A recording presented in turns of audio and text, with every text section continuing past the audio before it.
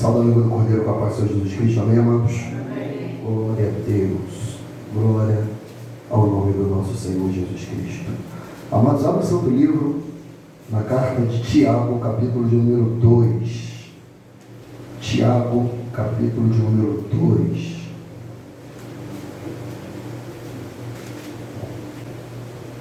Todos, amém? Amém. Diz assim o santo livro. A minha versão aqui é a King James.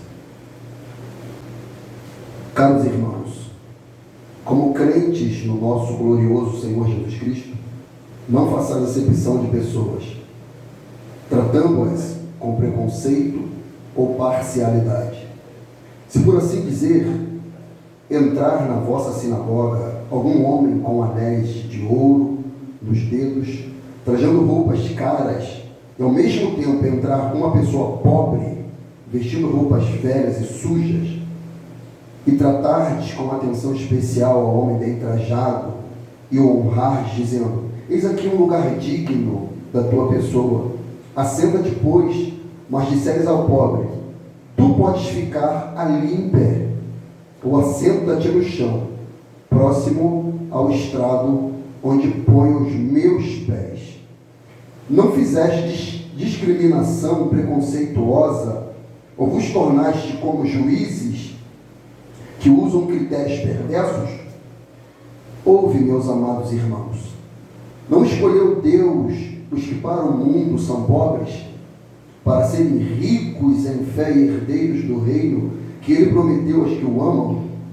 Contudo, vós tendes menosprezado o pobre. E não são os ricos que vos oprimem? Não são eles que vos arrastam para os tribunais? Não são os ricos que blasfemam o bom nome que sobre vós foi invocado?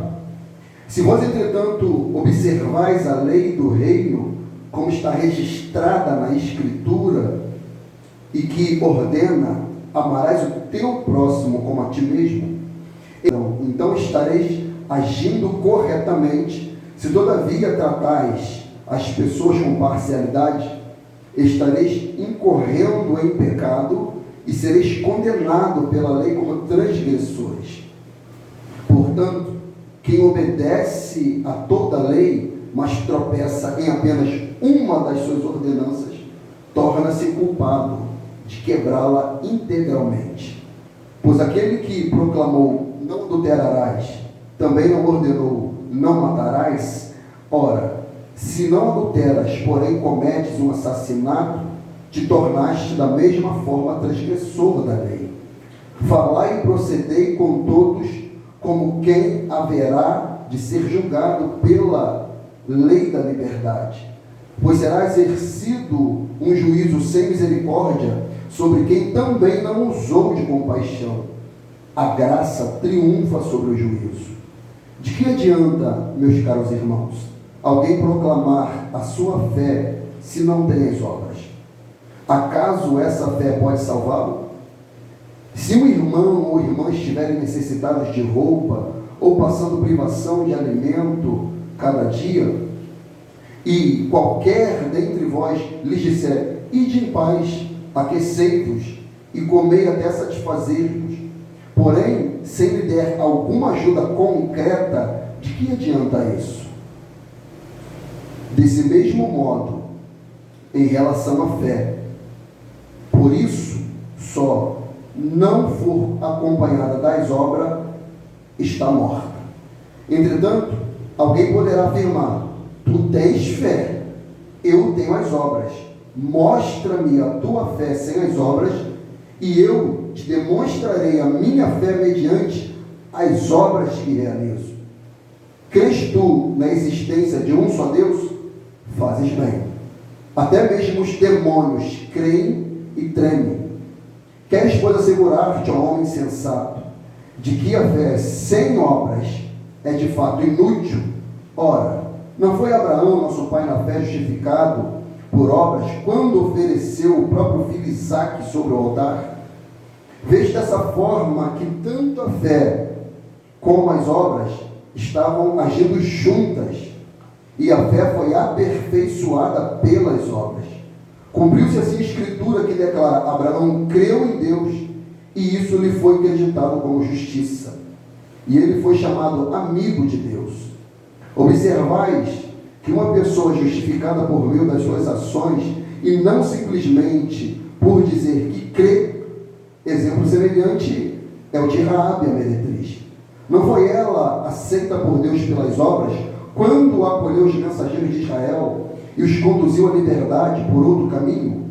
Portanto, assim como o corpo sem espírito está morto, da mesma forma a fé sem as obras está morta. Louvado seja o nome do Senhor. Pode tomar o seu assento em nome de Jesus Cristo. Glória a Deus.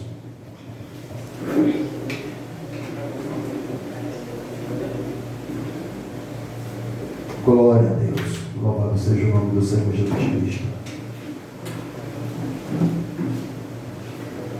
Amados irmãos, talvez esse capítulo aqui de Tiago, para algumas pessoas, e talvez até no princípio da fé, da caminhada, e por não ter tamanho conhecimento de maneira ampla em todo o cânon sagrado, em toda a Bíblia, tanto no Primeiro Testamento quanto no Segundo Testamento, causa uma certa contradição quando nós lemos esse capítulo aqui de Tiago. Ele é tão controverso que Martinho Lutero, um monge agostiniano, professor de teologia alemão da Germânia, quando ele foi traduzir a Bíblia do latim para o alemão, quando ele teve um encontro com o Senhor, em especial lendo a carta de Paulo aos Romanos, que ele entende que a justificação não é pelas obras de caridade, tal qual a Igreja Apostólica Romana assim ensinava, mas sim pela justificação por meio da fé. Então Martinho Lutero, quando ele começa a ler a carta de Paulo aos Romanos, que ele entende que o homem é justificado pela fé, ele entende que as obras não é que justifica, mas sim a fé. E quando nós lemos Tiago, parece que um está contrapondo o outro, parece que há uma contradição nas escrituras, mas na verdade não é. E a propósito, amado, o que é justificação? Alguém, por favor, que não seja o Edgar nem o Marcelo. Alguém, por favor, o que é justificação? Eu preguei sobre justificação no batismo. O que é? Alguém, por favor. E nem o pastor Jorge. Né, Jorge? Nem o Fernando. Qualquer um outro irmão. Por favor, participe. O que é a justificação? Dê uma definição, por favor. Bora, irmão, vou escolher, hein? Vou contar de 1 a 5, se não falar, vou escolher. 1, 2. Aqui. Quando você comprova o que você fez ou alguma atitude, ou qualquer outra coisa por meio de alguma própria atitude, ou texto, ou alguma gravura, ou até mesmo palavras. Assim por dizer, justificando o que você fez. Talvez. Seja um pouquinho mais claro. Quando você o que comprova as suas atitudes ou qualquer outra coisa que você fez. Atitude como ir. Qualquer uma das duas. Assim justificando qualquer coisa que você fez. Essa é justificativa. Essa é uma justificativa. Por isso eu perguntei, boa ou ruim. Isso é uma justificativa. Você querer justificar uma conduta.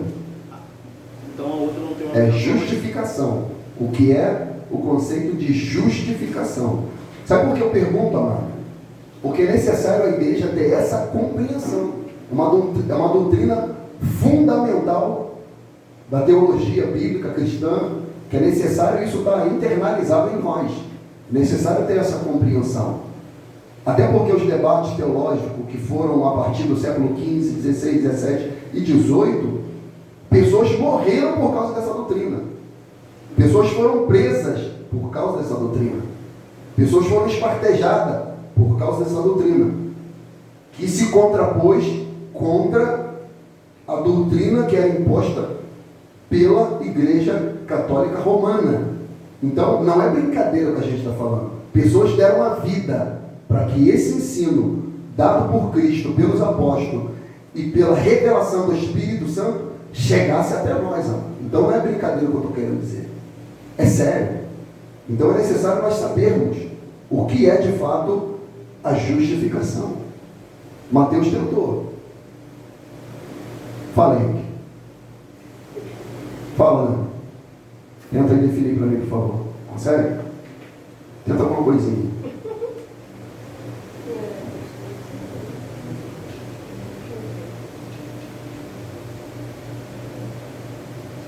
Fala, Sarina. Esses alunos aí, só Jesus na casa. Vou dar zero para todo mundo. Para vocês verem o quanto foi sério isso, que Martinho Lutero, quando ele foi traduzir a Bíblia do latim para o alemão, para que toda a sociedade tivesse acesso, e não só o clero religioso, e ele, quando leu Tiago, ele ignorou a carta de Tiago, chamando a carta de Tiago de carta de palha. Olha a fala dele. Eu vou ler aqui o que ele disse. Palavras dele. Deve-se distinguir entre os livros e livros. Os melhores são, ou seja, na concepção de Martinho Lutero, ele vai falar os melhores da Bíblia, ou seja, ele quer, irmãos, olha isso, ele quer se colocar numa condição de dizer quais são os melhores livros da Bíblia e quais são os piores. Aí ele vai dizer, os melhores são o Evangelho de São João, as cartas de São Paulo, especialmente a dos Romanos, que foi a que ele estava lendo e se converteu a Cristo, Gálatas e Efésios, e a primeira carta de São Pedro. Estes são os livros que te manifestam a Cristo e que te ensinam tudo o que se precisas para a salvação, ainda que não conheças nenhum outro livro. A carta de Tiago, diante destes livros, ou seja, o que ele falou anteriormente, nada mais é do que palha, pois não apresenta nenhum caráter evangélico. Palavras de Martinho Lutero. E ele ainda diz mais. Lutero rejeitava também entre a carta de Tiago, também Hebreus, a carta de Judas e o Apocalipse como parte integrante do Novo Testamento. Eram as cartas que ele, numa certa medida, ignorava.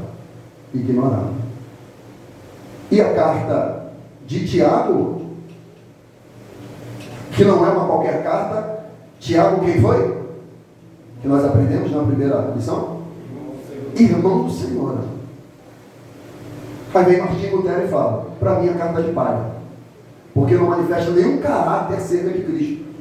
A carta que mais apresenta citações indiretas do Sermão do Monte é a carta de Tiago. E vem Martinho Lutero e fala, é carta de palha.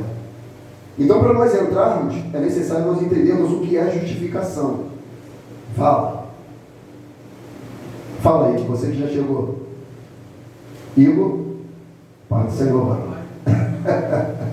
Eu estou perguntando para os irmãos o conceito de justificação. Consegue fazer uma definição, mano? A justificação é quando você dá uma situação que, por seu próprio esforço, você não consegue se santificar e alguém de fora vem te justifica. Basicamente isso aí. Justificação é um ato, amado. É um ato. Por que é um ato? Pecados são como crime. Internaliza isso no teu espírito. Pecados diante do Senhor são como crimes. E crimes condenam. E veio a palavra do Senhor, pelo apóstolo Paulo em Romanos 3,23, diz que todos pecaram. Se todos pecaram, todos cometeram crime. E a condenação por esse crime não é 5 anos nem 10. É a condenação eterna no inferno. Então todos os seres humanos, desde Adão até o último, pecaram, sem exceção. Pecaram. Então, logicamente, todos são passíveis de condenação. Mas por meio da fé em Cristo, eu sou justificado. Eu sou considerado diante do justo juiz justo. Mas como justificar alguém que comprovadamente é um criminoso? É mais ou menos assim, amado. Você é um pai de família, um cidadão idôneo na medida do possível, você paga seus impostos, você tem a sua esposa, você casou, você tem a sua casa, você trabalha, cumpre o seu horário, você cuida da sua família, cuida da sua esposa, e num dado momento você sai para trabalhar. E quando você volta, você percebe a movimentação na rua, todo aquele alvoroço, os vizinhos chorando, as pupilas dilatadas, todo mundo preocupado, alguns chorando, e você pergunta, o que aconteceu? Aí alguém fica assim, sem saber como falar para você, você começa a ficar tenso, nervoso. O que aconteceu, gente? Me fala. Mas Luciana, tá? Não, um personagem que eu quero, tá? Mas seu Luciana, eu não sei como eu te digo. É que um ladrão, um criminoso, entrou na sua casa. O quê? Um ladrão, um bandido, um criminoso entrou na sua casa. E o que ele fez? Ele roubou alguma coisa? Antes fosse. Mas ele entrou na sua casa, agrediu a sua esposa, abusou dela sexualmente, abusou sexualmente da sua filha e degolou ambas. Aí você fica em choque com essa notícia. Aí você fica irado. Quem é esse homem? Quais são as características? Não, mas pegaram ele, prenderam, os policiais pegaram ele. E você fica irado. Esse homem vai ao fórum para ser julgado e você espera que ele seja o quê? Você espera que ele seja o quê? Condenado. Aí vai esse juiz, faz sabe o quê? Absolve ele. Absolve o criminoso que entrou na sua casa, agrediu a sua esposa, abusou da sua esposa, abusou da sua filha, degolou ambas. E ele vai diante do juiz e ele absolve essa pessoa. É um ato justo isso? É um ato justo isso? Pois bem, foi isso que Jesus fez com a gente. Esse criminoso somos nós, amado. Esse criminoso somos nós. E Deus, na sua infinita misericórdia, nos perdoou, nos tornou justo. Por isso que foi necessário o Pai moer o Filho. Porque a justiça do Filho foi imputada em nós. E os nossos pecados imputados em Cristo. Por isso que o profeta, aleluia, aleluia, diz que ao Pai agradou moê-lo, fazendo inferno. Foi por isso que ele disse: Deus meu, por que me desamparaste? Porque a densidade dos pecados imputados em Cristo foram tão grandes, que foi só nesse momento que o Pai e o Filho se dissociaram. Porque o tempo todo Jesus está ensinando: eu e o Pai somos um. Eu e o Pai somos um. E por causa dos nossos pecados, amado, chegou nesse nível. Fala. Jesus nos justificou levando a nossa culpa, né? Levando a nossa culpa. Como se ele fosse criminoso. Mas a Bíblia diz que em tudo Jesus foi tentado, porém sem pecado. Aí essa é uma doutrina chamada doutrina da imputação. Que é uma dupla imputação, porque os nossos pecados vai nele e a justiça dele vem em nós. Porque ele não cometeu pecado. É como se ele dissesse assim: absolve esse criminoso e eu fico preso no lugar dele. Ele ficou lá. Isso é justificação. É um ato. E isso acontece no ato da fé. No momento em que eu percebo o favor, a graça, a grandeza, a profundidade, louvado seja o nome do Senhor, desse ato de amor tão profundo, tão extremo, amado. E eu creio nesse Senhor, nesse Salvador, e eu me rendo a Ele. Ele me torna justo de todos os meus pecados. Isso é justificação. Isso é justificação. Isso me emociona muito. Isso me emociona muito. Paulo fala assim, se você quiser ir lá, vai lá, por favor. Romanos 3. Romanos 3, 24. Sendo justificados gratuitamente por sua graça, mediante a redenção que é em Cristo Jesus, Deus o ofereceu como sacrifício para propiciação por meio da fé. Deixa eu explicar isso aqui também. Propiciação era um sacrifício que os israelitas faziam para apaziguar a ira de Deus. Deus estava irado contra os pecados. Então tinha que oferecer um sacrifício para apaziguar a ira de Deus.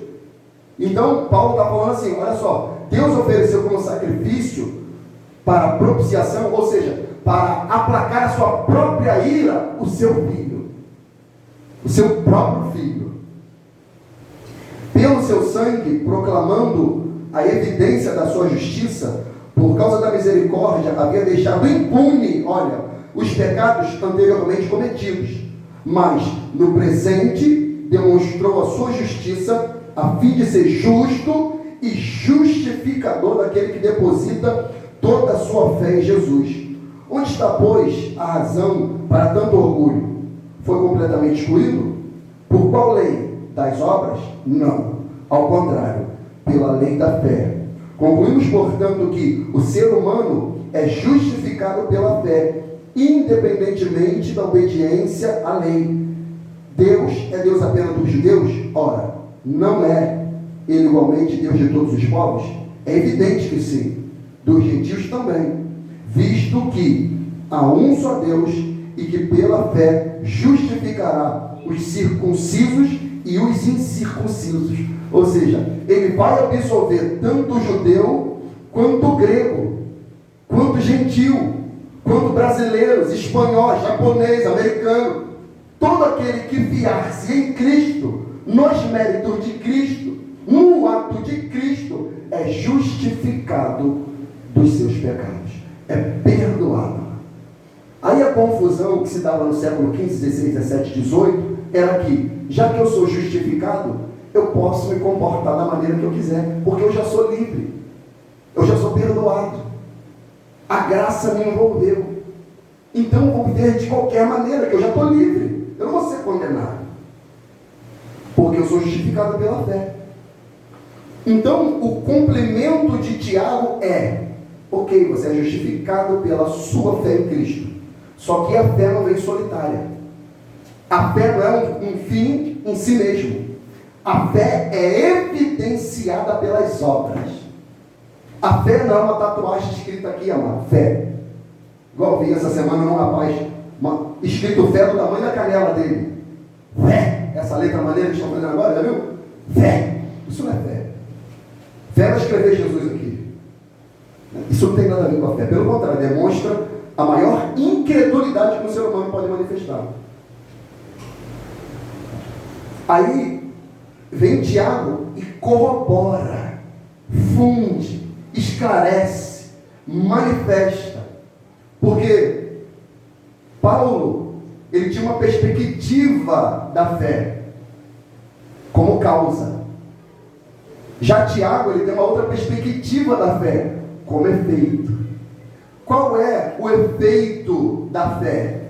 As obras. Qual é a causa das obras? A fé. Ambas se fundem. Então, elas não são opostas ou contraditórias. Elas são complementares, amado. Essa é a beleza do Evangelho. Essa é a beleza da palavra de Deus. Tanto que um texto muito conhecido, mas só que nós gravamos só o versículo 8, o versículo 9, e esquecemos do 10, que é Efésios capítulo 2, versículo 8. Abra, por favor. Alguém com uma voz potente para nos ajudar, por favor. Em alto e bom som. Efésios 2, 8 até o 10. Pode ler? Pode ler, meu amado. Porque pela graça sois salvos, por meio da fé. Isso não vem de vós, é dom de Deus. Não vem das obras, para que ninguém se glorie, porque somos feitura sua, criados em Cristo Jesus para as boas obras. Opa, porque somos feituras suas, criados em Cristo Jesus? Para as boas obras, as quais Deus preparou para que andássemos nelas. Amém. Então, perceba a cláusula de propósito. Porque quando ele diz aqui, ó, somos feituras suas, criados em Cristo Jesus para, essa cláusula de propósito é porque eu sou salvo pela graça, por meio da fé em Cristo, eu realizarei boas obras. É uma consequência da minha fé. Não é a fé em si mesmo, e não é simplesmente a fé. É uma fé que opera para boas obras. E essas boas obras não estavam evidenciadas nos ouvintes de Tiago.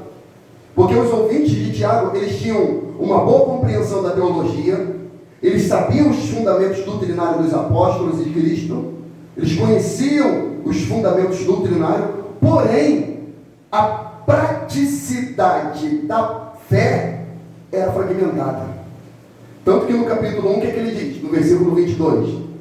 Não sede simplesmente ouvinte, mas praticante. Ou seja, vocês ouvem bem. Vocês são bereanos. Vocês examinam as escrituras. Vocês conhecem os textos. Vocês sabem citar. Vocês conhecem Paulo. Vocês conhecem Moisés. Conhecem Jeremias. Conhecem Isaías. Todavia, a prática vocês pecam. Na prática, vocês deixam a desejar. Vocês estão fracos na fé. Fala comigo. E a gente fica meio assim, descrente, pastor, nessa parte aí, porque a gente não procura a exercer a nossa fé. Vou contar só um exemplo rapidinho. A Denise precisava vir no dentista 5h30. E nesse dia armilhou um pé d'água. E ela falou assim, hoje não dá. E a dentista falou que ela tinha que ir. Aí, tinha que sair 4h30 de casa. E aquela chuva que você olha e fala assim, não vai. Não dá para ver nada, hein? Eu fui lá pro guarda-roupa, não falei nada. Troquei minha roupa. Aí vim. Isso era 4 horas. A chuva está caindo. E ela, por que você botou a roupa? Eu falei, não, é pela fé. Pastor, 4h30. A chuva parou. Glória a Deus. Então a gente fica descrente, às vezes a gente fala, pô, isso não vai acontecer. E é um erro nosso. É um erro. É o que o irmão Luiz ele tem falado há alguns dias. É movimentar a nossa fé. Experimentar, praticar, transitar nesse terreno que, ao mesmo tempo que é abstrato, mas é tangível para aquele que crê. É tangível. E acontecia comportamentos na igreja, aqui Tiago fala na sinagoga, porque ele escreve em especial para os judeus, comportamentos que são corriqueiros a nós, amado. Corriqueiros a nós. E que era repudiado por Tiago, e até hoje é repudiado pela Escritura. Vamos lá para o capítulo de número 2, versículo 1 em diante. Podemos avançar? Alguém quer perguntar alguma coisa? Fala, Marcelo. Em Romanos 4, versículo 4, na versão daqui da João Ferreira de Almeida, vai falar assim: aquele que faz qualquer obra, não lhe é imputado galardão segundo a graça, mas segundo a dívida. Ou seja, não sei se eu estou entendendo da forma correta. Muitas pessoas praticam as obras querendo alcançar o céu, mas não é assim. Se fosse algum prêmio dado por isso, seria pela dívida, ou seja, pelos pecados que você já cometeu. Claro. Essas obras não te colocam. Não te dá crédito para você estar lá. Conforme muita gente pratica. Porque a pessoa não tem nenhum. E quem é salvo não faz para ser, e nem com esse propósito. Faz porque é. Fala, Fernando. Às vezes eu penso que há uma confusão acerca de obra. Por quê? Tem pessoas que acham que obra de caridade é a mesma coisa com obra prática da palavra. Porque quando Jesus falou, quando o discípulo falou, Senhor, como que eu faço a obra de Deus? Ele fala, a obra de Deus é criar naquele em quem Deus enviou. Então, eu entendo que fazer a obra, crer na obra, é praticar aquilo que Jesus ensinou, certo? Exatamente. As pessoas que pegam a obra de caridade acham que vai ser salvo fazendo uma obra de caridade. Essa foi a confusão do período medieval, essa é a confusão dos espíritas, que eles acreditam que vão ser pelas obras que fazem.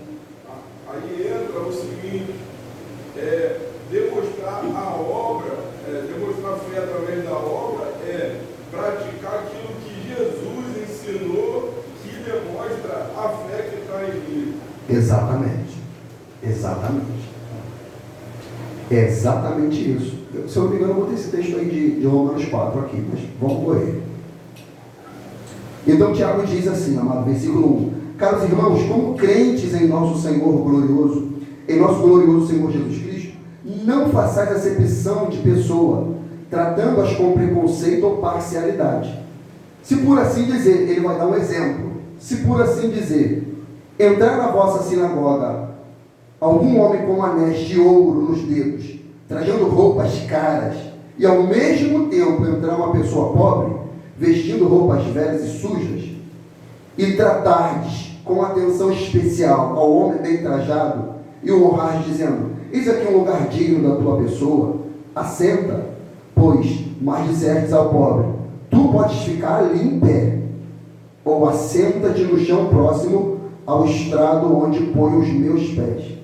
Não fizeste discriminação preconceituosa e vos tornaste como juízes que usam critérios perversos? Para Tiago citar isso, certamente acontecia, sim ou não? Porque havia nos judeus uma certa vaidade deles serem o povo eleito, e qualquer outro que não fosse, não era digno de estar ali.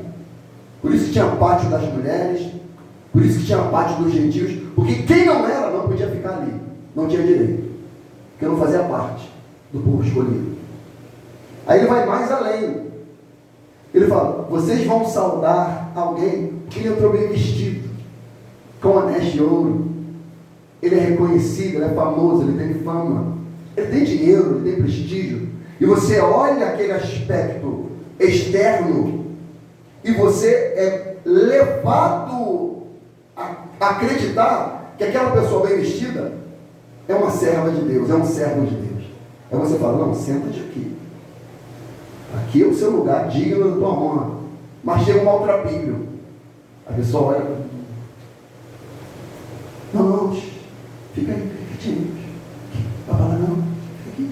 Fica no fundo aqui. Não, fica aqui.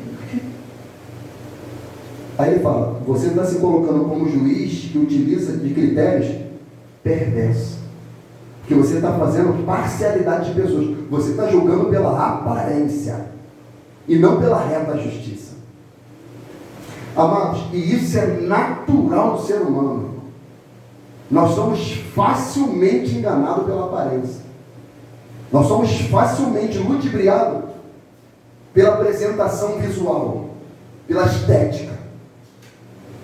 E isso aconteceu, olha isso aconteceu até com o profeta Samuel, que quando ele foi ungir o rei de Israel, ele chega na casa do pai de Davi, Jessé, e vai passando um por um.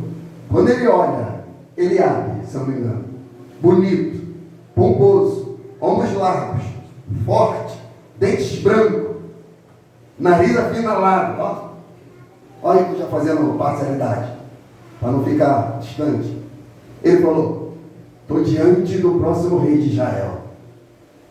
Achei. Olha o escopo, olha a característica, semelhante a Saul. Olha os ombros dele, olha a altura. A Bíblia diz que não havia homem maior do que Saul, mano. Saul é um homem imponente, grande, forte. Aí ele olha: achei. Quando ele pega o chifre de bode, ele vai ungir, Deus fala: para, Samuel. Porque você está atentando para a aparência, mas eu vejo o coração, amado. O que Tiago está querendo nos ensinar? Que nós não devemos privar ninguém de se aproximar do Senhor, independentemente da forma que ele chegue, seja bem trajado ou seja maltrapilho. Deus não faz acepção de pessoa, amado. Por quê? Porque o ato de justificação é para todos, e todos eram como aquele criminoso que eu tracei aqui, tanto bem trajado quanto maltrapilho, e Deus não proíbe. E as pessoas que estavam ali, amado, mediante na direção da congregação, faziam acepção de pessoas, distinção de pessoas, separavam pessoas. Fala. É igual lá no. A gente foi no culto lá de São Paulo, né, pastor?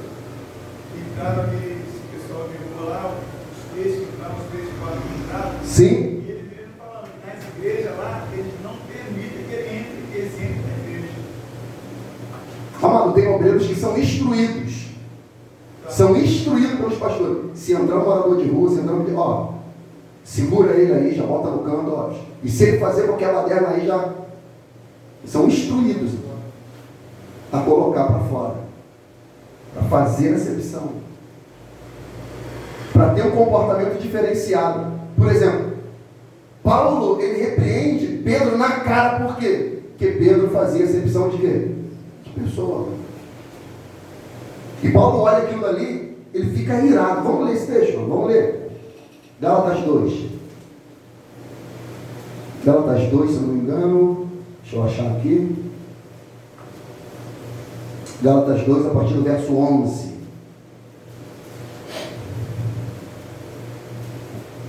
Glória a Deus. Todos. Né, irmão? Diz assim nessa versão: quando, porém, Pedro chegou a Antioquia, eu o enfrentei face a face, por causa da sua atitude reprovável. Porque antes de chegarem alguns da parte de Tiago, olha de quem? Da parte de quem? Tiago. Ele fazia suas refeições na companhia dos gentios. Todavia, quando eles chegaram, Pedro foi se afastando até se apartar dos incircuncisos. E Tiago escrevia para quem? Os judeus. Aí chegaram os da parte de Tiago, os judeus. E está lá Pedrão, pregando, tendo comunhão. E ele falava até que Deus o levantou para ser pregador do gentil. Mas na verdade Deus levantou Paulo. Olha a vaidade. E já era o poderoso apóstolo Paulo, Pedro, tá? Não foi antes não, era após já. Deus que me levantou como pregador do gentil. Aí ele está lá, tendo comunhão com os incircuncisos, com os gentios. Quando chegam os da parte de Tiago, ele olha. O que ele percebe? Porque os judeus se vestem diferente. Por isso que Tiago fala: traje, anel, robustez.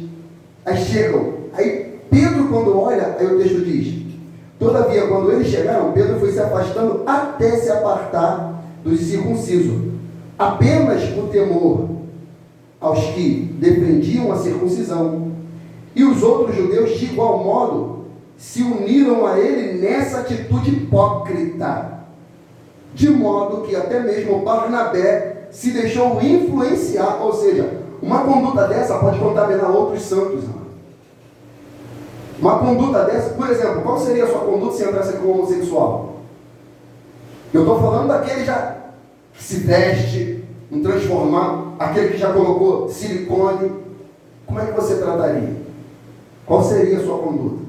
Como você olharia? Porque às vezes não é o que fala, mano. O olhar já diz muita coisa. O olhar já diz muita coisa.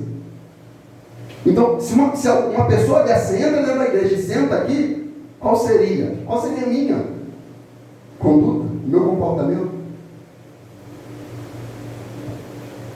Versículo 14. Contudo, assim que percebi que não estavam se portando de acordo com a verdade do Evangelho, repreendi a Pedro diante de todos. Por que ele repreendeu diante de todos? Porque a conduta de Pedro estava contaminando Barnabé e os demais irmãos. Ele falou: tem que repreender Pedro para ser exemplo dos outros. Se tu, sendo judeu, vives como os gentios e não conforme a tradição judaica, por que obriga os gentios a viver como os judeus? E o texto discorre. Então aqui nós vemos que Pedro, aos olhos dos gentios, quando não tinha ninguém, era gente boa. Chegou um judeu, Pedro era outra pessoa. E nós não somos assim às vezes, amado? Estamos na igreja, somos uma pessoa. Estamos fora dela, somos outra pessoa. Chega alguém diferenciado, nós temos um comportamento. Chega alguém pomposo, bonito, um vereador, um prefeito, um cantor. Oh, seu prefeito, faz favor, quer dar uma palavrinha no púlpito? Quer? Nós vamos orar pelo Senhor. Doutor? Nós fazemos acepção de pessoa. Nós somos enganados pela aparência. E Deus não faz isso. Jesus não faz isso. A própria lei de Moisés já repreendia isso. A lei, pastor? A lei. Levítico 19:15. Não cometerás injustiça no julgamento. Não farás acepção de pessoas com relação ao pobre. Não te deixarás levar por preferência pelo que tem poder. Segundo a justiça, julgarás o teu próximo. Deuteronômio 1:17 diz: não façais acepção de pessoas no julgamento. Ouvires de igual modo o pequeno e o grande. A ninguém temais, porque a sentença é de Deus. E a sua causa for muito difícil por vós a digireis a mim, para que eu as ouça. Então a lei de Moisés já proibia fazer acepção de pessoa. É por isso que Jesus ele repudiava, porque ele veio para cumprir a lei. E ele cumpriu. Ele não fazia acepção de pessoas. E esse povo que ouvia Tiago, eles tinham um comportamento farisaico, preconceituoso, julgador de calça alheia, julgador de aparência. Agora, irmão, a gente está falando de fé e conduta, fé e obra. Se alguém está vindo, está ouvindo, está vindo, está ouvindo, está vindo, está ouvindo, vindo e ouvindo, a fé está entrando, a palavra está entrando. E essa fé, ela também não transforma o externo, alguma coisa tem. Porque o próprio Jesus nos ensinou que a árvore se conhece pelos frutos. O fruto, ele é gerado aonde primeiro? Dentro do coração. E depois ele é exposto para fora. Um pé de manga não é pé de manga só porque você olha e vê que é um pé de manga. Ele tem que dar fruto. Ele tem que pôr a manga. Você tem que provar a manga para saber se é um bom fruto. Porque ele pode dar manga, mas de repente é uma manga ruim. Uma manga podre, dá bicho. Ninguém prova daquilo. Então havia esse comportamento hipócrita dessas pessoas, que fazia a acepção do rico e do pobre. E amado, a igreja do primeiro século, do período de Cristo, mas do primeiro século, do segundo século, na sua maioria era constituída de pessoas o quê? Pobre, coxo, cego, paralítico, manco, ressecado, órfãos, viúvas, pessoas que eram marginalizadas, pessoas que estavam à margem da sociedade. Eram pouquíssimas pessoas de posição que aderiam à fé. Por quê? Se fiavam em qual Deus? Mamão, dinheiro. Então, a igreja, na sua origem, de fato, ela sempre foi constituída de pobres.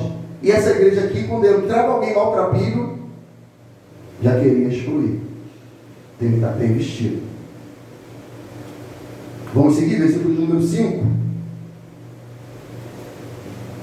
Ouvi, meus amados irmãos, não escolheu Deus os que para o mundo são pobres, para serem ricos em fé e herdeiros do reino, que ele prometeu aos que o amam? Contudo, vós tendes menosprezado o pobre, e não são os ricos que vos oprimem? Não são eles que vos arrastam para os tribunais? Não são os ricos que blasfemam o bom nome que sobre vós foi invocado? Se vós, entretanto, observais a lei do reino, como registrada na Escritura, e que ordena: amarás o teu próximo como a ti mesmo, então estareis agindo corretamente. Se todavia tratais as pessoas com parcialidade, estareis incorrendo em pecado, e sereis condenados pela lei, como transgressores.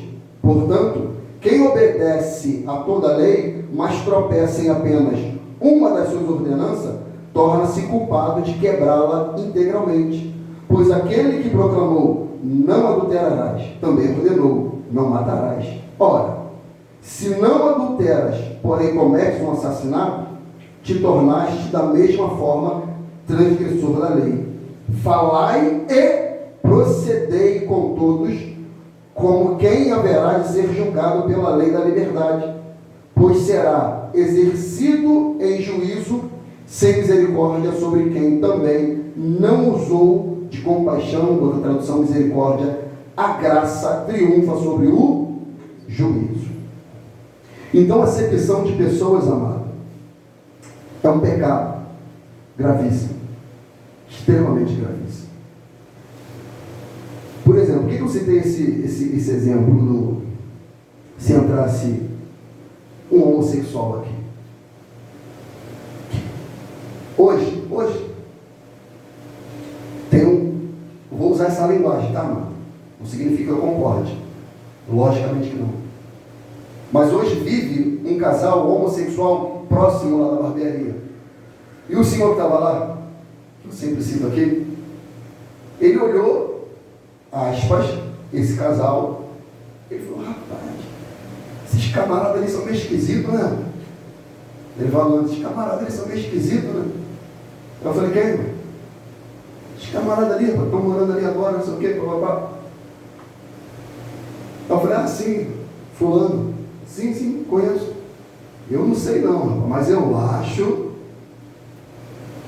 A fala dele qual era, mano? Uma fala pejorativa. Uma fala de preconceito. E olha o ponto que ele chegou, mano. Eu falei, rapaz, eu vou te falar, Deus é contra isso. Ele fala direto, vai. Deus odeia esse negócio. Deus odeia esse negócio aí. Eu falo de coração. Eu prefiro com um neto meu, que ele não tem mais filho, o filho dele morreu. Entendeu? Eu prefiro que um neto meu seja um bandido, um assassino, do que ser um homossexual. Se eu pudesse, ele falou isso, Edgar, para mim hoje isso. Se eu pudesse, eu matava. Então perceba, mano.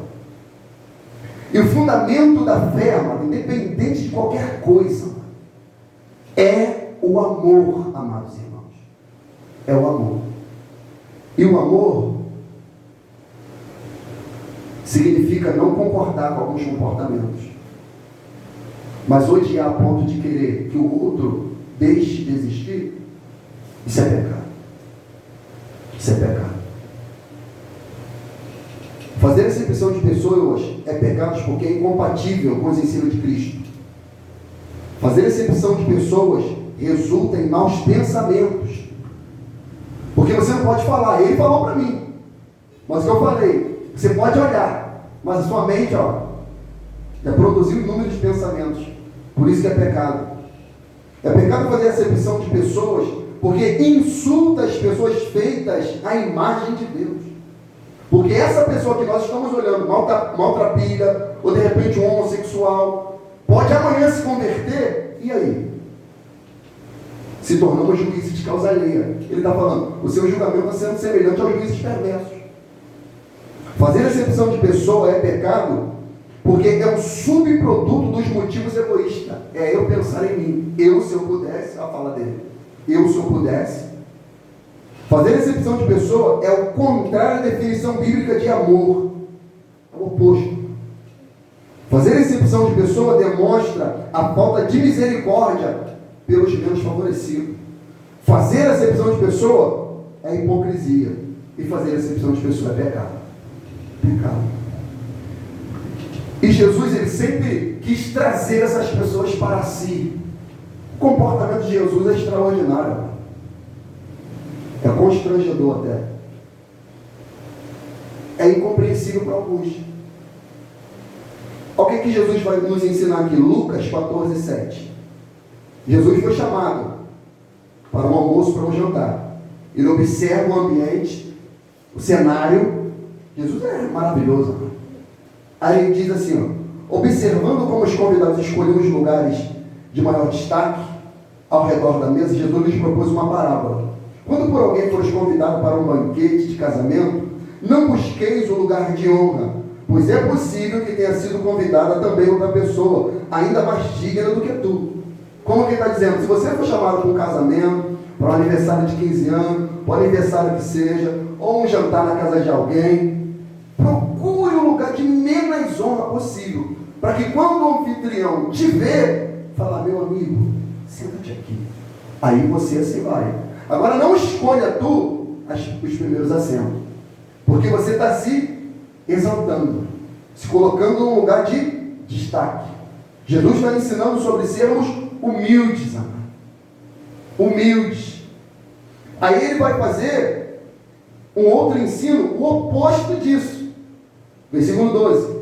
Então Jesus dirigiu-se ao que havia convidado e exorta: quando deres um banquete ou um jantar, não convideis teus amigos, irmãos ou parentes, nem teus vizinhos ricos.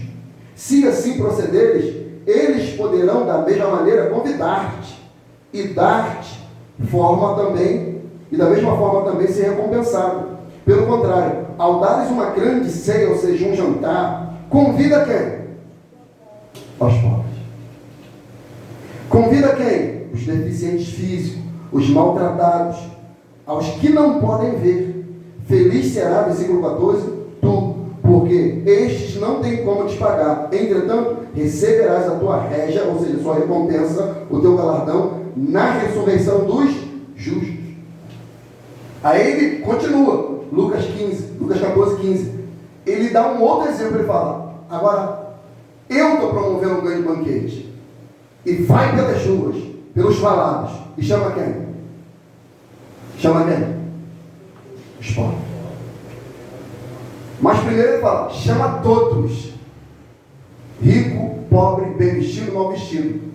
Só que quando ele começou a convidar, o que o pessoal começou a fazer? Começou o quê? Dar desculpa. E negaram o convite. Aí ele fala: agora sai pelos becos e vielas, e chama os pobres, cegos, ressecados, para que a minha casa esteja cheia.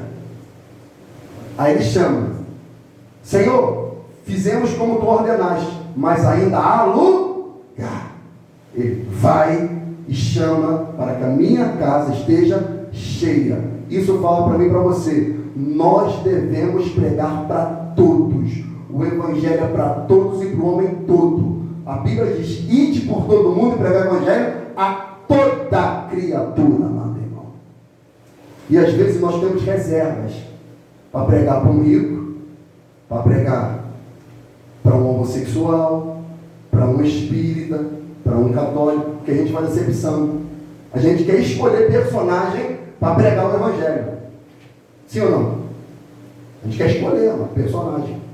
O rico a gente acha: não, ele é ateu demais, ele é muito inteligente, é um formado, é um doutor, ele é erudito. Eu não vou pregar para ele não. Não vou pregar para esse camarada não, porque... E fica assim. Por mim mesmo, um tempo atrás, quando eu também estava na igreja, eu ficava pensando o que eu poderia pregar para as pessoas.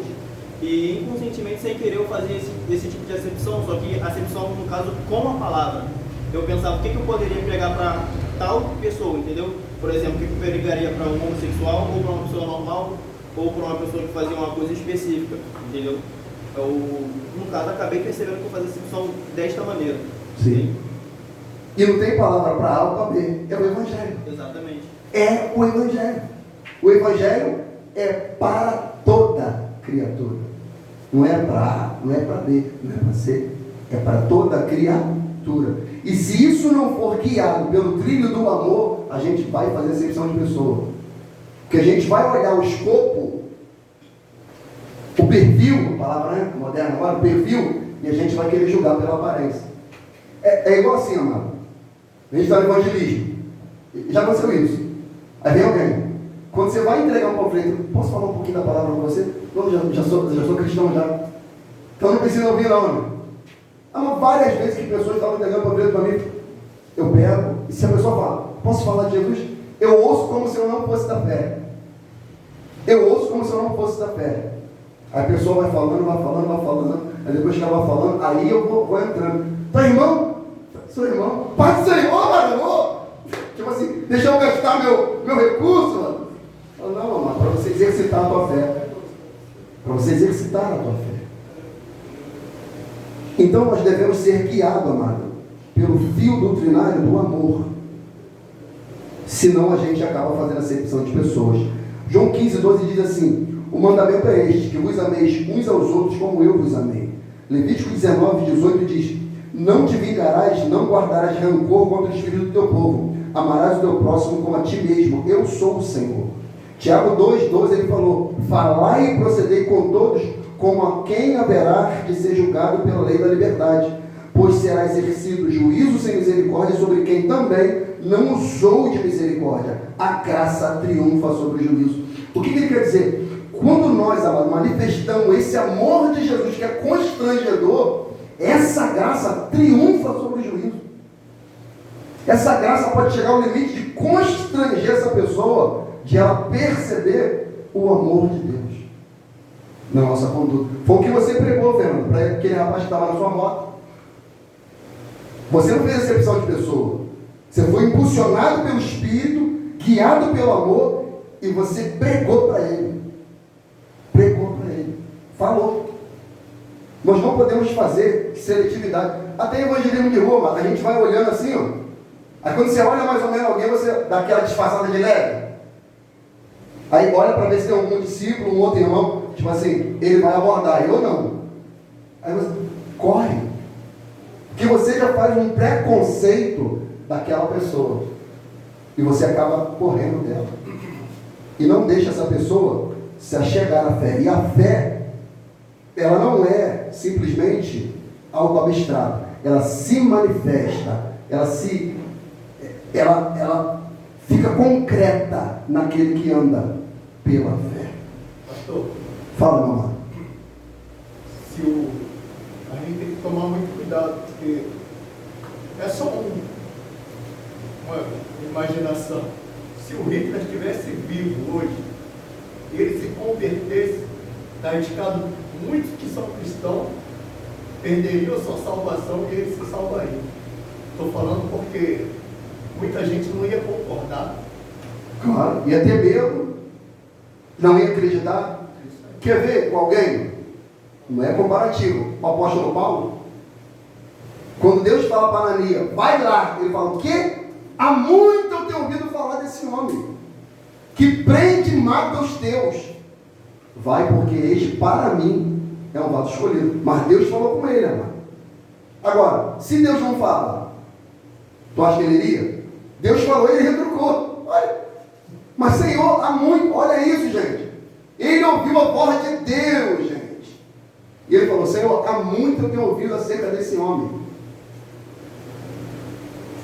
Ele fez acepção, como quem diz, não, Paulo não pode se converter. Paulo prende, Paulo mata.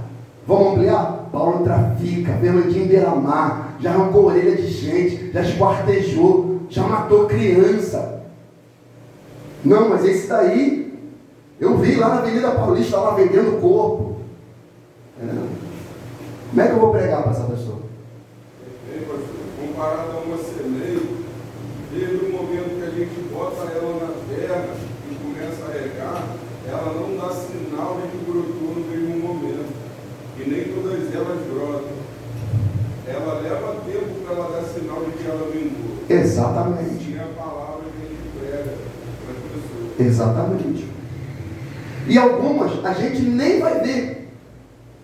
Algumas a gente nem vai ver. Brotar, crescer e dar fruto. A gente nem vai ver.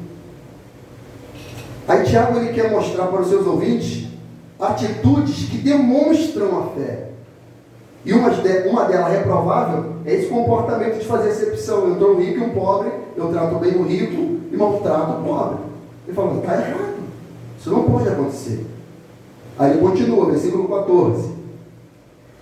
De que adianta, meus caros irmãos, alguém proclamar sua fé se não tem as obras? Peraí, vamos parar aqui, amado. Porque o que Tiago está querendo dizer aqui, amado, não é simplesmente a fé, é o dizer que tem a fé. É diferente. Ele falou, se alguém falar que tem a fé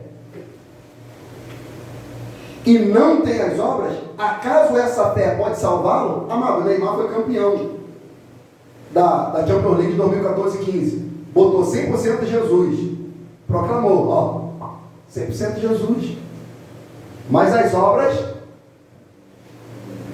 tá junta? Não tá. Aí ele fala, de que adianta alguém proclamar a sua fé se não tem as obras? Acaso essa fé pode salvá-lo? Se um irmão ou uma irmã estiverem, aí ele vai citar um outro exemplo, se o irmão ou a irmã estiverem necessitados de roupa, passando privação de alimento de cada dia, e qualquer dentre vós lhes disser, ide em paz, aquecei-vos, e comei até satisfazei-vos, porém, sem lhe dar alguma coisa concreta, de que adianta isso? Desse mesmo modo, em relação à fé, por si só, não se pode ser acompanhada de obras, está morta. Entretanto, alguém poderá afirmar, tu tens fé, eu tenho as obras, mostra-me a tua fé sem as obras, e eu te demonstrarei a minha fé mediante as obras que eu realizo. Porque hoje todo mundo fala, amado, que crê em Jesus, que serve Jesus, que adora Jesus, bota 100% Jesus, abre a igreja com o nome de Jesus. Aí Tiago fala, mostra-me a tua fé pelas tuas obras, não é pelo que você fala não, é pela tua conduta, pelo teu comportamento, como você age, quem é você fora das quatro paredes, da sinagoga, da congregação. Mostra-me a tua fé pelas tuas obras, que eu pelas minhas obras vou mostrar para você a minha fé. Por isso que aqui ensinando aqui para os irmãos sobre pregação, e eu dei algumas orientações, quando nós vamos pregando e vamos por demais falando sobre nós, e às vezes aquela palavra, aquela mensagem fica muito recheada de nós e não a palavra de Cristo. Isso não é uma pregação, isso é um testemunho. E o testemunho, ele não deve ser fundamentado simplesmente naquilo que eu era ou que eu fazia. É agora no que eu faço em Cristo. Porque os testemunhos, amado, da década de 90, de 2000, era o quê? Esquartejei, matei, fiz pacto, aliança, demônios, aquela coisa, trabalho, bruxaria, feitiçaria. A igreja ficava por assim, ó. Quem é esse homem que está falando aí? Meu Deus, é o próprio Satã. Os caras falavam.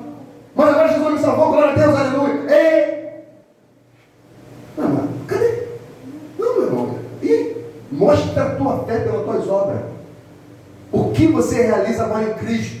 O que Cristo fez em você? O que Ele mudou em você? Qual foi a transformação? Qual é o operar do Espírito Santo? Como você serve Cristo? Não, mano. Conta uma renca de desgraça e não conta nada da graça. Está errado. Você pregou aqui sobre o selo do Espírito Santo, Efésios. Olha o que Paulo ensina. Deixai a mentira, é só deixar, mas ele diz, falai a verdade.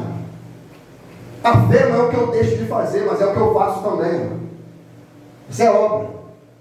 Aí ele diz, aquele que roubava, ele para só de roubar, tá?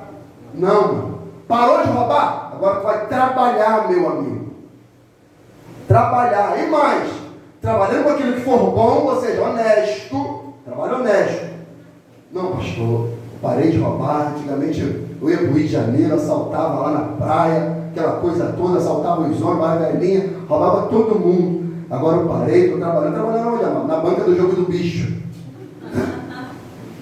Que? Pastor. O cara lá me deu um trabalho, o cara me conhecia, botou na banca do jogo do bicho, trabalhando tranquilo, quietinho.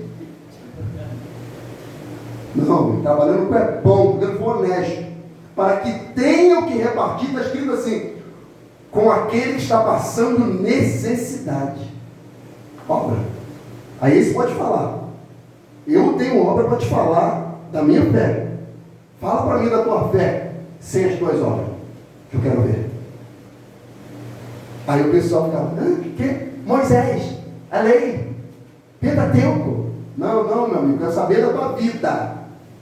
Como é que é a tua vida, com a tua esposa lá fora? Fala, mostra a tua obra. Não é só falar, não. Porque o negócio de Tiago, a inspiração de Tiago era, todo mundo falava que era crente. Todo mundo falava que servia Jesus, mas o comportamento não evidenciava isso. Aí Tiago vai no extremo, olha onde Tiago vai, gente, versículo 19. Cristo na existência de um só Deus é o Shema de Israel. É o Shema. Ouve, ó Israel. O Senhor vosso Deus é o único Deus. Aí ele fala, crê na existência de um só Deus? Fazes bem. Aí ele poderia terminar, né? Mas Tiago é sarcástico, amado. Até mesmo os demônios creem e tremem, amado. Sabe o que ele quer dizer aqui? Ele está falando, vocês creem na doutrina certa? Tem vários povos, né? Politeístas, que adoram vários deuses, né? São Jorge, Aparecida, os guia, né? Se fala, né? Mas você quer que só um Deus, né? Sim. Os demônios também acreditam, amado. Os demônios têm a mesma fé que você tem, que acreditam que existe um só Deus. Mas só que eles são além do que vocês. Por quê? Vocês acreditam que tem um só Deus, mas vocês não temem diante desse Deus, mediante o comportamento da vida de vocês. Que os demônios creem que existe um único Deus. E o fato deles creem não significa que eles se converteram. Não significa que os demônios mudaram. Não significa que os demônios foram regenerados. Eles continuam demônios, continuam condenados. Mas eles tremem diante do Senhor. Vocês acreditam em Deus, não muda, peca e não teme ao juízo de Deus. Os demônios tremem diante do Senhor. Quando Jesus chega, mano, começa a pregar na sinagoga, um homem se manifesta. Jesus, filho de Deus vivo, vieste nos atormentar antes do ao tremor. Mas o que está acontecendo hoje, mano?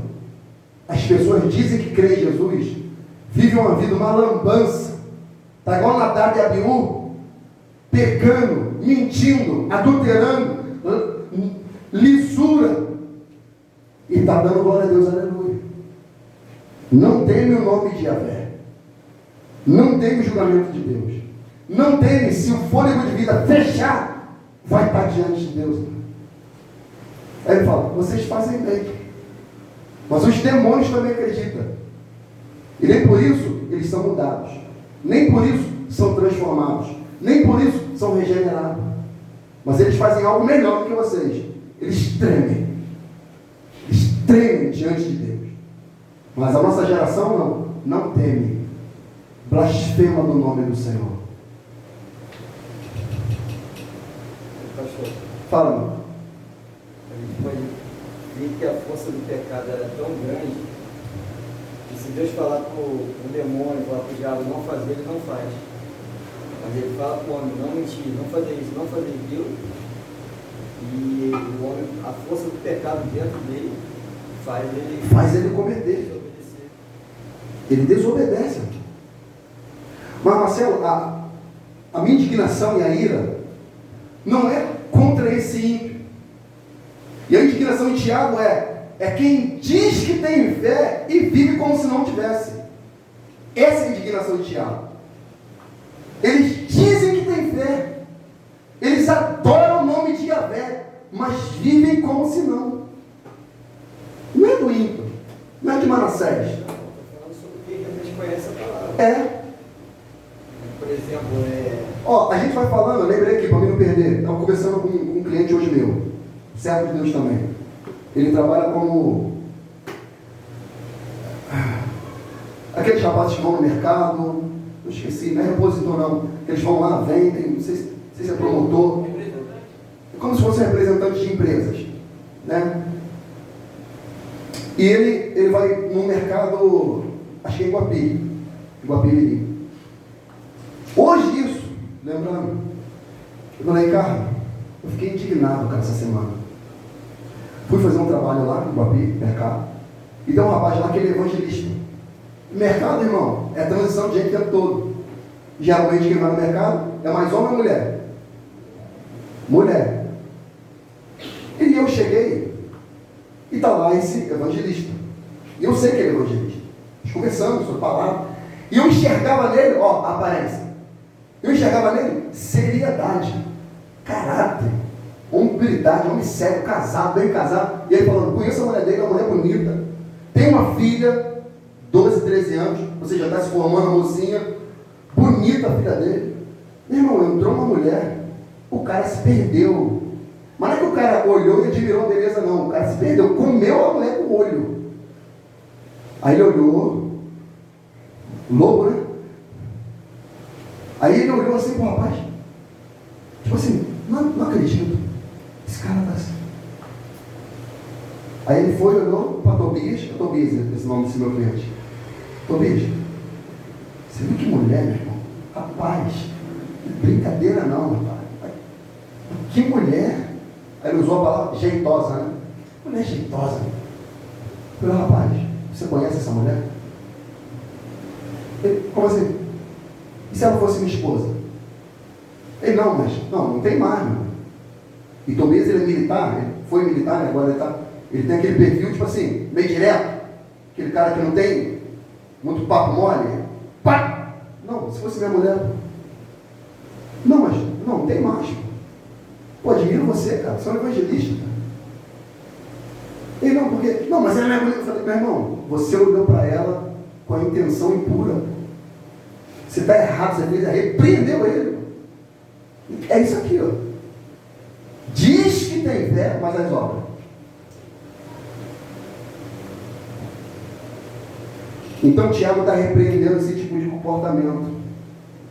Aí ele vai falar de personagens que demonstraram a sua fé com atitudes concretas. Versículo 20, vamos ler o 20. Queres, pois, assegurar-te ao homem insensato, que é uma insensatez, isso é uma tolice, de que a fé sem as obras é de fato inútil?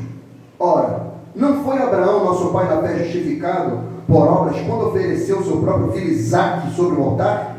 Veja dessa forma que tanto a fé como as obras estavam agindo juntas, e a fé foi aperfeiçoada pelas obras. Cumpriu-se assim a escritura que declara: Abraão creu em Deus e isso lhe foi acreditado como justiça. E ele foi chamado amigo de Deus. Se eu não me engano, 2 Crônica 20, versículo 7 fala sobre isso. Observais que uma pessoa é justificada por meio das suas ações e não simplesmente por dizer que crê. É isso que ele está querendo dizer. Então ele cita Abraão. Por que ele cita Abraão? Abraão é conhecido como pai da fé. Ele diz: então creu Abraão e isso foi imputado por justiça. Quando que Abraão creu? Foi? Não, quando? Quando? Foi como? Quando que Abraão creu? Oi? Quando o Senhor o chamou. Quando que o Senhor o chamou? Estou pedindo demais, no capítulo 15 de Gênesis. Ele sai de um dos caldeus e Deus fala com ele: sai da tua terra, da tua parentela, a terra que eu te mostrar. Começa em Gênesis 12, capítulo 15, ele confirma que Abraão está andando com fé na voz de um Deus que ele nunca viu, mas está ouvindo, está crendo. Ele sai e começa a andar. Deus ratifica as promessas e fala para ele: Abraão, eu sou teu escudo, teu grandíssimo galardão. Confirma. Abraão crê. Aí Deus leva ele até o Monte Moriá para ali de fato ver se Abraão crê. Gênesis 22, que foi o que Tiago falou antes. A provação e a tentação. A provação é para aperfeiçoar o nosso caráter, aquilatar a nossa fé. Deus ali coloca Abraão no crivo para ver se de fato Abraão crê. Não é simplesmente: eu creio nesse Deus, vou seguir essa voz grave dela, vou seguir. Não, eu quero que você prova essa fé. Fala. É igual na parábola da semeadura, que o Senhor fala que existe a semente que é lançada entre os pedregais, no qual elas crescem com rapidez, mas como elas não possuem raiz em si mesma, elas logo murcham. Ele fala no exemplo daquele que crê, que entra no Evangelho, mas nas primeiras lutas e tribulações ele vai murcho. Porque a fé dele não estava de fato fundamentada, enraizada. Então não tinha estrutura para estar de pé. Para suportar. Tem uma passagem que até fala: vindo adversidades, cuidado dessa vida, ele cai. É que muita gente fala assim: eu creio em Deus, eu creio em Jesus. Até que ponto você crê? Até que nível? É o que Deus fez com Abraão. Abraão creu, Gênesis 12, 15. Aí Deus quis o quê? Essa palavra boa. Até que ponto Abraão crê? Vamos ver. Aí Deus prometeu, não prometeu? 15. Deus dá. Com 100 anos, Deus dá. Quando não havia possibilidade, Deus dá. Aí quando Deus dá, agora até que ponto eu quero ver se ele crê de fato? Agora me dá aquilo que eu te dei. Não, Mas quer, porque eu tenho 2. Ah, tem 2, né? O que você ama, meu amigo. Eu quero ver se a sua fé tem um nível de profundidade para devolver para mim aquilo que eu te dei. Aí dá fé. Aí Abraão pega o garoto, aproximadamente 17 anos, que Abraão estava com 100, e começa a levar. Para onde nós vamos? Para o monte que Deus ordenar. Quando ele chega, Moriá. Ele leva alguns servos, leva a lenha. Mas cadê o sacrifício? Deus proverá para ti, meu filho, o sacrifício. Mas o cutelo aqui, ó. Bota o menino lá. E quando ele levanta o cutelo, ele vai liberar. Tipo assim, vou matar agora. Aí você falou, meu pastor, que Abraão, a Bíblia diz que Abraão acreditava que dos mortos Deus poderia ressuscitar Isaac. Aí olha o que o texto diz. Abre lá comigo. Gênesis 22. Gênesis 22, 12. Alguém grita para mim, por favor.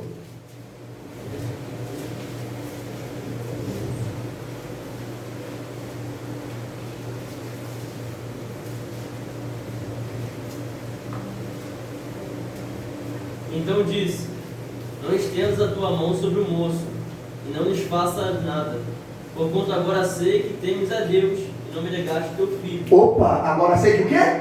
Temes a Deus. Ele mudou, não. Agora sei que teme.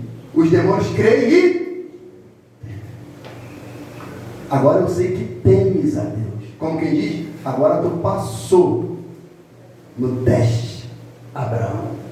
Você não simplesmente só crê. Você mostrou que crê pela sua conduta. Por isso agora você é o pai da fé. É totalmente diferente. Ali é outro Abraão. É outro Abraão.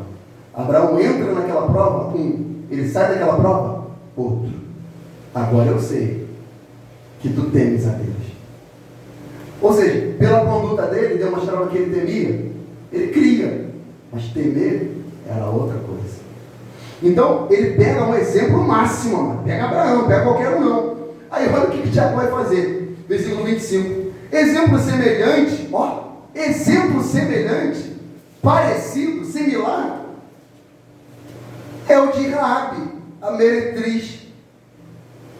Não foi ela aceita por Deus pelas obras, quando acolheu os mensageiros de Israel e os conduziu à liberdade por outro caminho?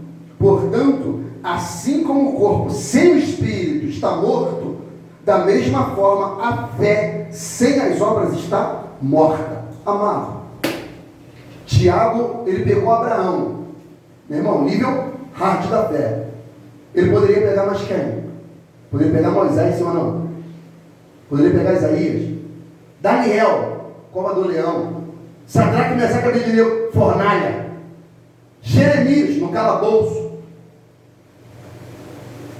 Mas ele pega quem? Raabe. Por que ele pega Raabe? Está entendendo? Para não fazer acepção de pessoa. Pegou aqui, o nível Abraão, ia sacrificar. Aí ele pega e fala, semelhantemente também Raabe.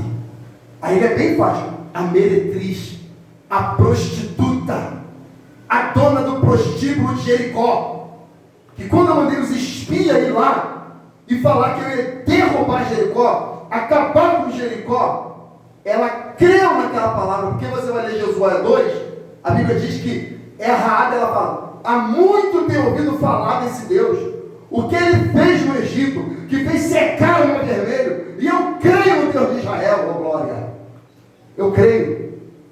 Aí eles falam, então, nos guarde, se tu nos guardar, Deus te guarda, se tu nos entregar, Deus derramará o sangue teu e da tua casa. Aí ela vai lá e o quê? Guarda. Os servos do rei descobrem que os espias estão lá, enviam mensageiro. Vão lá no prostíbulo da dona Raabe. Fala, ouvimos falar que os espiões de Israel estão aqui. Ela, verdadeiramente estavam, mas saíram. Mas estavam escondidinhos lá. Saíram. Se vocês for pelo caminho, vocês ainda pegam. Ela guarda, protege os espias de Israel. A Bíblia diz que naquele ato ali, Deus viu que ela creu, amor. Quando ela falou para os espias, eu creio no Deus de Israel, há muito tenho ouvido falar que ele fez secar o Mar Vermelho.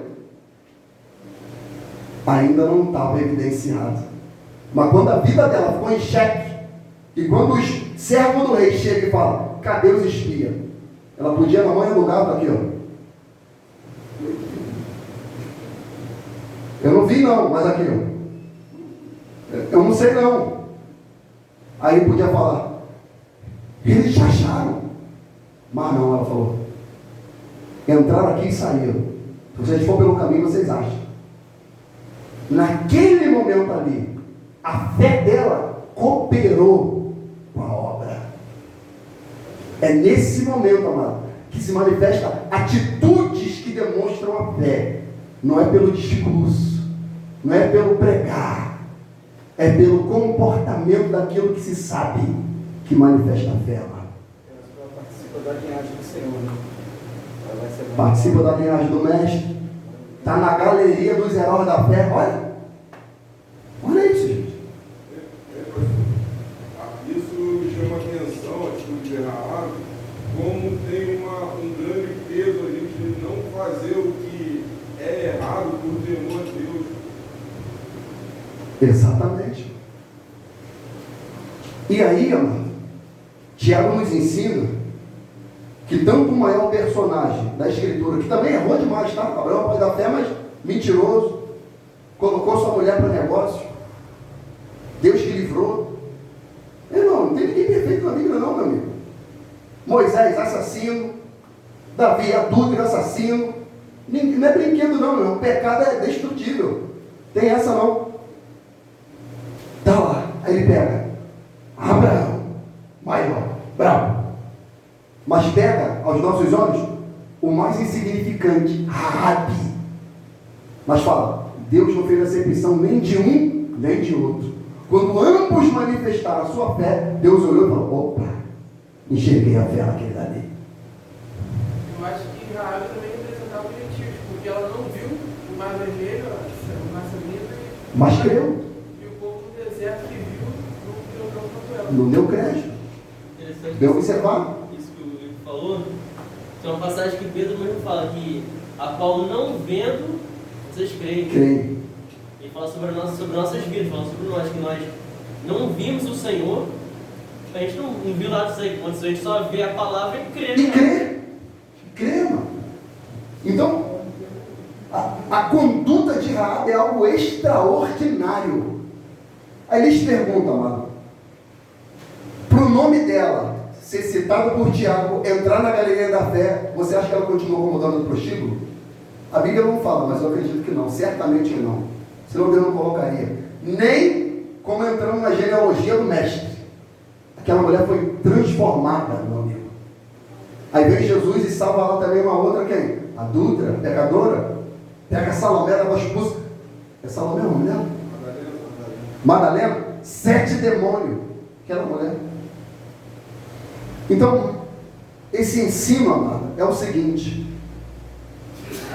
Deus não está nem aí porque a gente fala. Se a gente fala que crê num só Deus, que a gente crê em Jesus, Ele está vendo a nossa conduta, nosso comportamento, nossa mente, nosso tratar, nosso evidenciar a nossa fé por meio das nossas práticas. Isso manifesta a nossa fé, meus amados irmãos. E eu termino lendo aqui Tiago 1:22 e Tiago 2:26. Sede praticantes da palavra e não somente ouvintes, iludindo a vós mesmos. Tiago 2:26, portanto, assim como o corpo sem o espírito está morto, da mesma forma, a fé sem as obras está morta. Tiago é fatal, fatal. Como quem diz, não adianta dizer nada, escrever nada, pregar belamente, fazer tatuagem escrito fé. Isso para Deus não quer dizer nada. O que vai evidenciar é a nossa conduta, mediante aquilo que falamos. Amém, irmão? Fala aí. Essa carta é tão Não, pode demorar se quiser, não tem pressa não. Essa carta é tão polêmica que Lutero, não sei se você falou, mas Falei. ele rejeitou essa carta no início, só depois que ele foi querer inspirar. Só depois que ele foi entender e colocar no cano que ele tinha traduzido. Mas ele rejeitou ela, Hebreus, Apocalipse. Então, assim, ela é muito polêmica. Porque eu disse no começo, a compreensão dela era que Tiago, ele refutava Paulo. E é totalmente contrário. Ambas se complementam. Andam juntas. Eu sou justificado pela fé. E agora que eu sou justificado, eu ando como alguém transformado. Romanos 6, versículo 4. Se quiser abrir, pode abrir aí. Só para a gente fechar. Veio aqui na mente.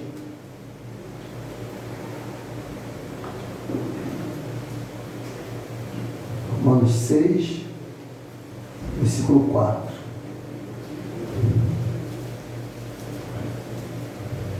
Deixa eu ler. Portanto, fomos sepultados com ele na morte por meio do batismo, com o propósito de que, assim como Cristo foi ressuscitado dos mortos mediante a glória do Pai, também nós vivamos uma nova vida. Outra tradução, em novidade de vida. Mudança, transformação. Amém, amados? Podemos terminar? Ou alguém quer falar mais alguma coisa? Então, amém. Ficamos de pé em nome de Jesus Cristo.